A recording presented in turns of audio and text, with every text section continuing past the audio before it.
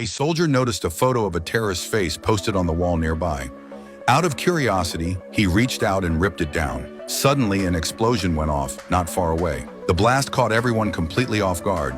Furious, Helen stormed back into the interrogation room and demanded to know why Arthur had given them false information. It turned out that just half an hour earlier, Arthur had screamed in pain and said he was ready to confess, but only if they agreed to his conditions. Henry thought he was just stalling for time, but Helen insisted that any sign of cooperation was better than nothing. There was no need to push things to a deadly end. The others agreed with Helen, but Arthur's demands shocked everyone. He wanted the U.S. to stop interfering in Islamic countries and immediately withdraw all troops from the Middle East. It was pure fantasy. Even the officials from the Department of Defense couldn't bear to listen. A terrorist trying to dictate U.S. foreign policy? And yet Helen seriously considered whether negotiation was possible.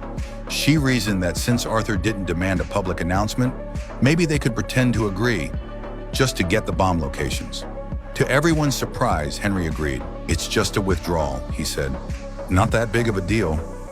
It could even spare the Middle East from more war and protect American lives." A win-win. There were still 21 hours left before the next explosion, but the mission commander refused to back down.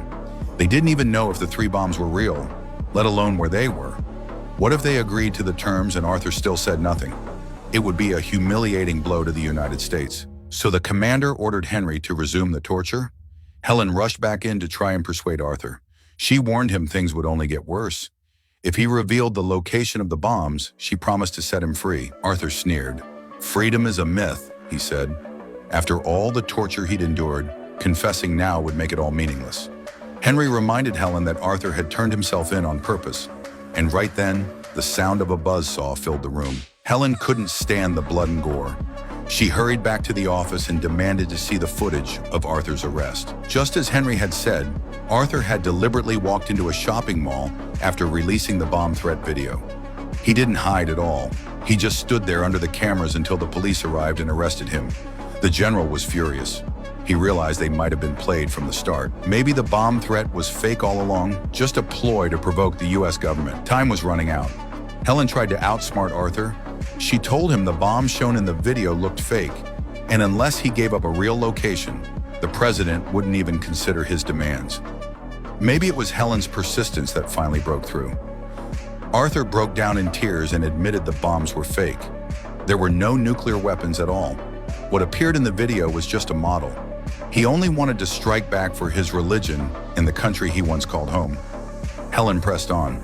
She asked where the video had been filmed. Once she got the address, the military dispatched a team to search the location. Helen decided to go too, to confirm things for herself. But when they arrived, she realized something was off. The place looked exactly like the video, but there was no sign of any bombs. They searched every corner and found nothing, except for one spot on the rooftop where Arthur's photo was posted. Helen was completely confused. Why had Arthur lured them here? One soldier reached out and pulled down the photo. And then tragedy struck.